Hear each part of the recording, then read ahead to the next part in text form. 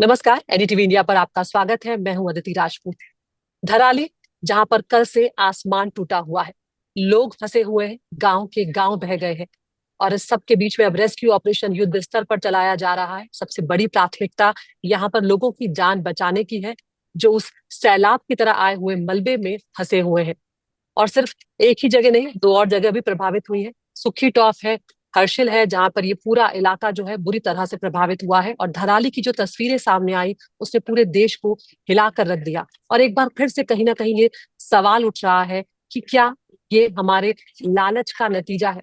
विकास के नाम पर जो हम पहाड़ों का सीना चीर रहे हैं, क्या ये उसका नतीजा है जो उस रूप में सामने आ रहा है? क्योंकि जिस तरह से पहाड़ों को काट काट कर टूरिज्म के पैकेट में बदला जा रहा है, वो कहीं ना कहीं ये इशारा कर रहा है कि कुछ तो गलत हो रहा है।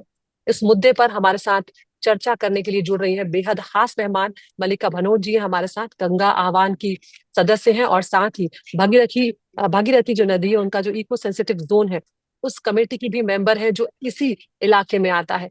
मल्लिका जी, बहुत शुक्रिया, आपने वक्त निकाला इस गंभीर और कठिन वक्त में बातचीत करने के लिए हमसे। मैं ये आपसे सबसे पहले समझना चाहूंगी कि धराली में जो कुछ हुआ, उसकी वजह क्या है?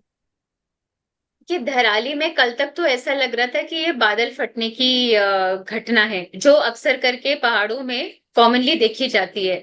पर कल रात तक ये समझ में आया कि आईएमडी ने कोई भी बादल फटने की घटना को रिकॉर्ड किया ही नहीं है।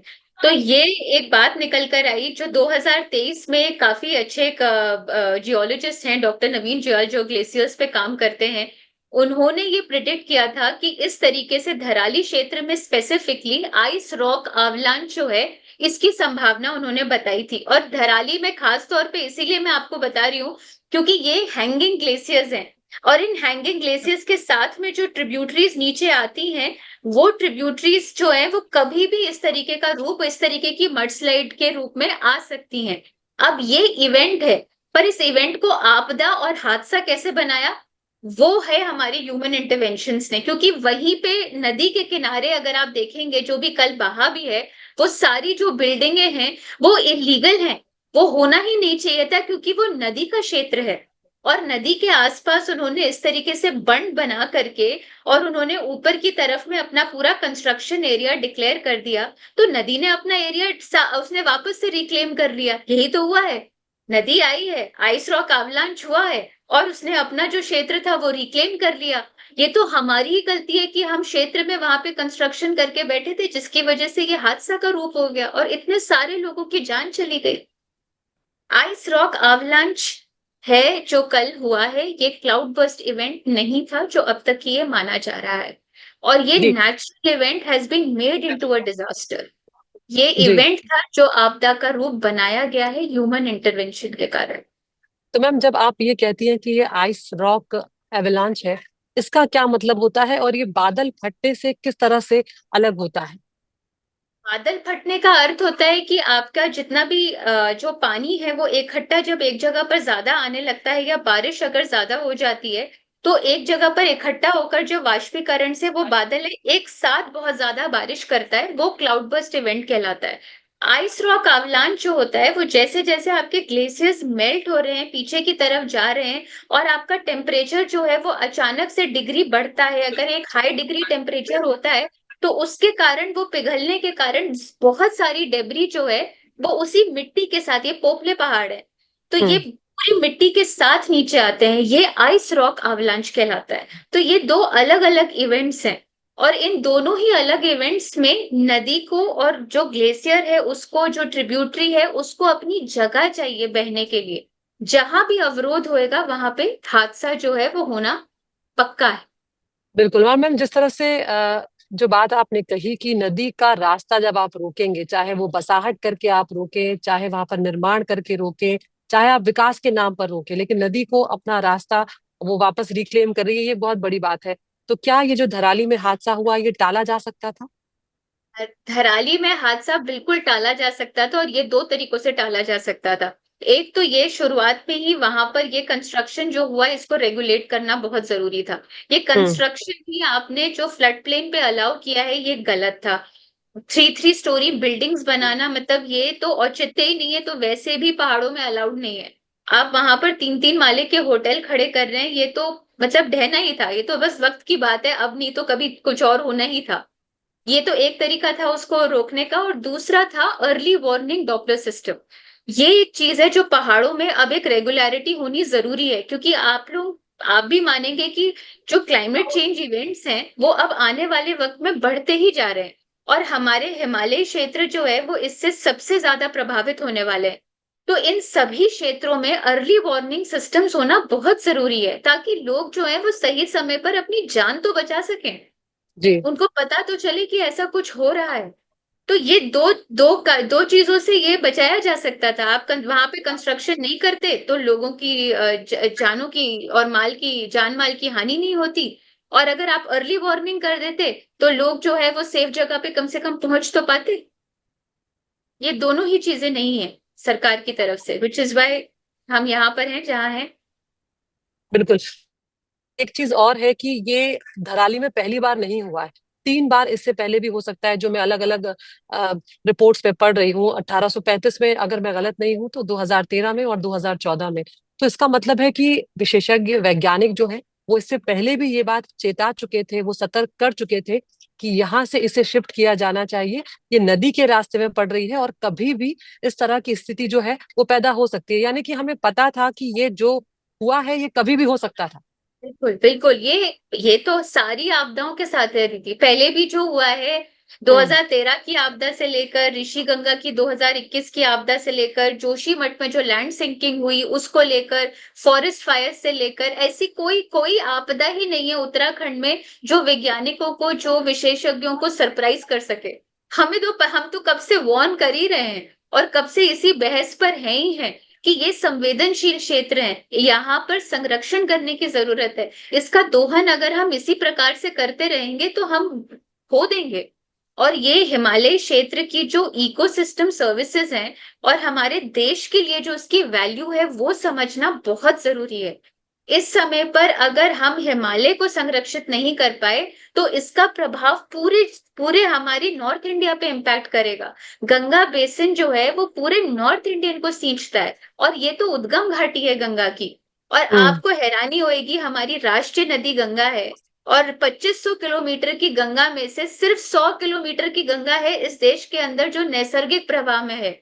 इसको भागीरथी इको सेंसिटिव जोन कहते हैं। और ये वो क्षेत्र है जहाँ पे गंगा अपने नैसर्गिक प्रवाह पे है, और ये सब छोटी बड़ी ट्रिब्यूटरीज उसका बेसन का हिस्सा है, ये गंगोत्री ग्लेशियर्स का हिस्सा है। इन सब का कंजर्वेशन बाय लॉ मैंडेटेड है 2012 की नोटिफिकेशन के द्वारा, जो एनवायरमेंट प्रोटेक्शन एक्ट के चलते ये नोटिफिकेशन रिलीज हुआ है।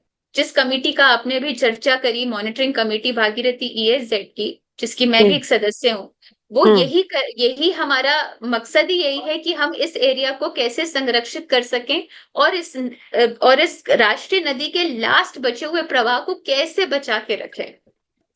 तो भी कंस्ट्रक्शन और ये जो हमारी सोच है विकास की, विकास हम्म बनाम विनाश की जो सोच हमारी बनती जा रही है, जी इसमें हम बिल्कुल भूलते जा रहे हैं कि हमें क्या बचाना है और हमें क्या, हम किसकी आहुति दे रहे हैं उसकी एवज में।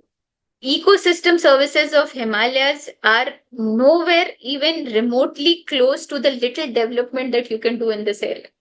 जी कुछ मैम, एक नहीं है बात और जो हम आपने, कर सकते हैं। जी बिल्कुल, जो एक बात आपने और यहाँ पर कही कि बादल फटने और आइस रॉक एवेलांच जो है उस पे ये फर्क आपने कहा कि आइस रॉक एवेलांच है जो यहाँ पर आया है। तो क्या ये जो धराली हादसा हुआ है ये मौसम विभाग और जो हमारा प्रशासन है उस पे सजगता की कमी की वजह से ये हुआ? ये प्रशासन की सजगता तो मैं जरूर कहूंगी, क्योंकि इस तरीके के जो कंस्ट्रक्शन इन्होंने जो अलाउ कर दिए हैं इस एरिया में, और आप देख हम्म रहे हैं कि यहाँ पर इतनी बरसात हो रही है, इतने सब एरियाज में है। हालांकि प्रशासन ने कल धराली के हादसे के बाद कई सारे गांवों में अनाउंसमेंट करवा कर उनको इस समय पर इवैक्यूएट भी कराया है, जैसे कि आपने बताया कि दो और जगहों पर भी ये सिमिलर इंसिडेंट हुए हैं कल, सुक्खी में, और वहां पे तो वहां पर जान माल की, मतलब सुक्खी में तो खैर हुआ ही है कि वहां पे आर्मी के कैंप में कई सारे हमारे जवान जो हैं वो इसी में इस हादसे के शिकार हुए हैं। पर बहुत सारे गांवों को विकेट भी करवाया है प्रशासन ने, पर प्रशासन ने ये अनरेगुलेटेड कंस्ट्रक्शन अलाउ कैसे किया? और ये 3-3 माले इस तरीके से खड़े कर कर, और आपने नदी के राह पर इस तरीके का अवरोध उत्पन्न करके और फिर हाहाकार मचाए कि आपदा हो गई, और ये तो बिल्कुल, this is man made disaster. ये तो हमारी हरकतों से हो रहा है कि आप गलत करेंगे तो फिर ये तो होना ही है, और लोगों को इससे ये जानकारी बताई नहीं जा रही है और उनको सजग ही नहीं किया जा रहा है। और मौसम विभाग ने तो कल कल देर रात ही, क्योंकि क्लाउड बस्ट इवेंट है ही नहीं, तो इस हम्म। वजह से मैं मौसम विभाग की सजगता को तो नहीं इस पे प्रश्न चिन्ह लगा सकती हूँ, बट अर्ली वार्निंग सिस्टम्स और इस तरीके का ये अनरेगुलेटेड कंस्ट्रक्शन, ये दो बहुत बड़े प्रश्न है हमारे सामने। और अगर हमें ऐसे आपदाओं को फ्यूचर में रोकना है तो इन दोनों चीजों को हमें तुरंत एड्रेस करना होगा। बिल्कुल, बहुत महत्वपूर्ण बात आपने यहाँ पर बताई कि किस तरह से ये पूरे उत्तर भारत को प्रभावित करता हुआ नजर आ रहा है, और ये लगातार हम गलती करते हुए नजर आ रहे हैं। एक के बाद एक आपदाएं आ रही हैं, उससे हम सीख नहीं ले रहे हैं, ये अपने आप में बहुत बड़ी बात है। यहाँ पर मल्लिका जी, अब अगला सवाल यही होगा कि अब धराली में आगे क्या किया जा सकता है, क्योंकि सवाल तो यही होगा कि वहां पर अब जो मलबा है, क्या वहां पर दोबारा जो बसाहट क्योंकि कोशिश तो यही रहेगी लोगों की कि जो उनकी बसाहट थी वो उसे दोबारा बसाएं। तो आगे यहाँ पर क्या किया जा सकता है? ये ऑलरेडी ग्लेशियर डेब्री पे बनी हुई स्थल थी, इसको तो आप रिक्लेम करने की सोचे भी ना। जी। ये तो अभी नदी ने अगर ये अपना अपना जगह दे दी है, इस पे दोबारा से कुछ भी बनाना करना तो मतलब अब पांव पे कुल्हाड़ी मारने के समान है, वो तो हम्म। सोचना ही नहीं है। दूसरी बात जो बहुत महत्वपूर्ण है वो ये है कि इसी पर्टिकुलर स्ट्रेच पे 6,000 देवदार पेड़ जो हैं वो काटने वाले हैं हम चार धाम रोड वाइडनिंग प्रोजेक्ट के लिए। ये प्रोजेक्ट जो है ये ब्लैंकेट वाइडनिंग कर रहा है, 12 मीटर सड़क चौड़ी कर रहा है। हम्म। अगर ये 6,000 देवदार के जंगल जो हैं ये एक ही जगह पर है और ये ग्लेशियर्स के ठीक नीचे है, अगर जी। वो कटे तो धराली, धराली तो कुछ भी नहीं है, धराली जैसे और कई भयावह हादसे इसी घाटी में होंगे। ये मैं आपको आज लिखित में दे रही हूँ, क्योंकि यही एक देवदार का जंगल है जो इस लूज माउंटेन को बांधा हुआ है। अगर ये पेड़ कटते हैं तो वो झरझर करके उड़ेगा, और बस वक्त की बात है। तो ये बहुत महत्वपूर्ण है कि धराली में एक तो कुछ करना नहीं है, उस क्षेत्र में नहीं करना है। और ये जो प्रोजेक्ट है जो पाइपलाइन में है, जो सरकार का ये चार धाम रोड वाइडनिंग प्रोजेक्ट है, अभी तक ऑन ग्राउंड उन्होंने पेड़ नहीं काटा है, बट पूरी मार्किंग हो गई और कभी भी काम शुरू हो सकता है। इसको तुरंत रिव्यू करने की आवश्यकता है। अगर ये हुआ तो आगे बहुत हादसे होंगे, ये मैं आपको आज बता रही बिल्कुल।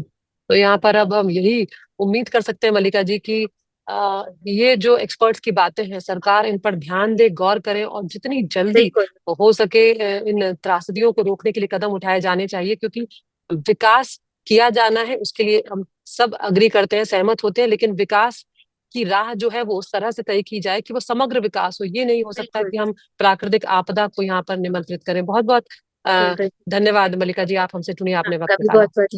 बहुत धन्यवाद।